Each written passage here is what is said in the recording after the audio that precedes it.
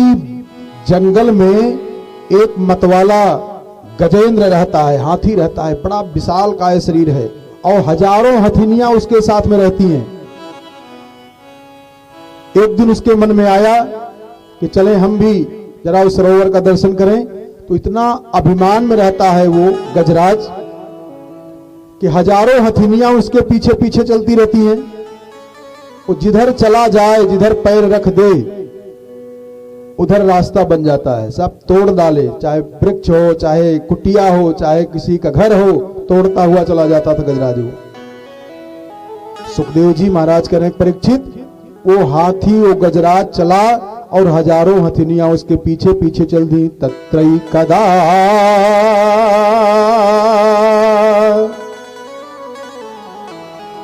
हरे तत्रई कदा तद्गिरिकाननाश्रय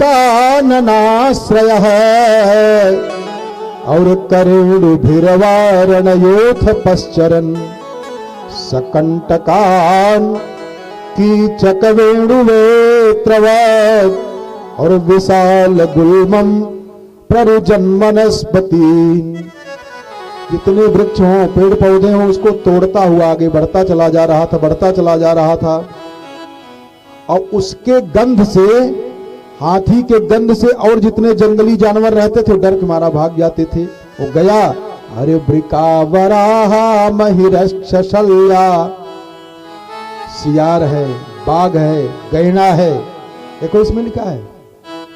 अब बताओ इन लोगों, इन जानवरों को नाम लिखने की क्या जरूरत थी? लेकिन एक संकेत है, संकेत है, इसीलिए कहता हूं कि जान ले हूं जो जान निहारा। संकेत दिया जा रहा है, समझो, इसको पार करोगे तब वो पर्वत मिलेगा आपको। सोने का पर्वत, चांदी का पर्वत, लोहे का पर्वत मिल जाएगा। तब कहा गो पुच्छ साला वृत मरकटाश्च और अन्यत्र क्षुद्रा हरिणः शशादय चरन्त्य भीता यदनुग्रहेण। ये जितने जंगली जीव हैं भगे जा रहे हैं, भगे जा रहे हैं। और ये मतवाला हाथी पहुंचा और वहां जाकर के उसी सरोवर में घुस गया जहां पर यक्ष, गंधर्व, किन्नर, साध्य, ये सब बड़े पवित्रता से उस जल को स्पर्श करते थे। लेकिन ये हाथी पहुंचा और उसी में घुस गया और घुस करके इसके साथ जितनी हथिनियां थी वो सब भी उसी में घुस गईं। लगे स्नान करने और अपनी सूंड से पानी भर भर करके अपने ऊपर डाले, हथिनियों को ऊपर डाले, बच्चों को ऊपर डाले, आवाज बढ़ाती को, और पूरा पानी गंदा करता जा रहा है। सुखदेव जी कहते, परीक्षित, ये जो हाथी है बेचारा नहीं जान पा रहा है कि इसका काल इसके सर पर नाच रहा है। बहुत सावधानी से समझना, ये हमारे आपके जीवन से जुड़ी हुई घटना है ये कथा। एक बात समझ लो, जैसे आप कोई बहुत बड़ी मशीनरी कोई खरीद लें, कोई भी चीज हो, तो उसका एक बुकलेट दिया जाता है कंपनी की तरफ से, मिलता है कि नहीं? लैपटॉप खरीद लीजिए तो उसमें रहेगा बुकलेट, उसको देखिए, यहाँ चार्जर लगाया जाएगा, इसको ऐसे ऑन किया जाएगा, इसको ऐसे ऑफ किया जाएगा, इसको ये होगा, इसको वो होगा, बताया जाता है कि नहीं?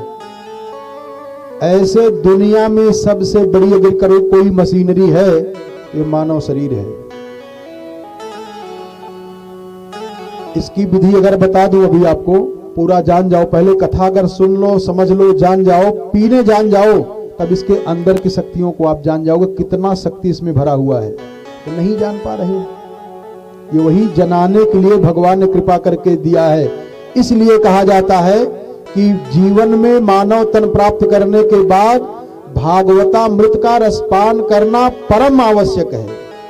आवश्यक नहीं है, परम आवश्यक है। अगर ये नहीं कर पाए तो समझो कि आप जीवन का ये जो जुआ है हार गए। जैसे पशु है, पक्षी है, ऐसे पैदा हुए, खाए पिए, मर गए, बच्चा बच्ची तो वो भी पैदा कर देता है। वैसे ही जीवन अगर चला गया तो समझो कि जीवन आपने जो जुआ है, जीवन एक जुआ है, हार गए। अब आपको 84 लाख में भटकना पड़ेगा। इसलिए ध्यान देकर के जरा समझना, जब वो गया गजराज तो उस जल को लेकर के अपने ऊपर डाल रहा है, हाथिनियों को ऊपर डाल रहा है, बच्चों को डाल रहा है। छोटे बच्चे जो हाथी के हैं उसको सूंड से पानी लेकर के पिला रहा है। और ये सब घटना हो रही है। सुखदेव जी कहते परीक्षित,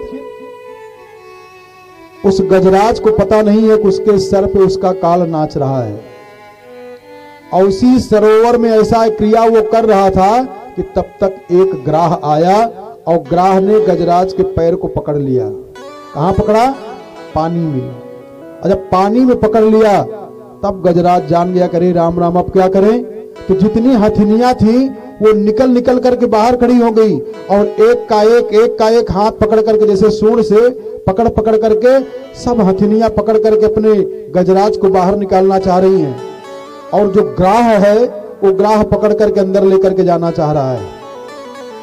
सुखदेव जी कहते महाराज परीक्षित, कभी वो बाहर निकाल के लेके आता है, कभी वो खींच करके लेके चला जाता है।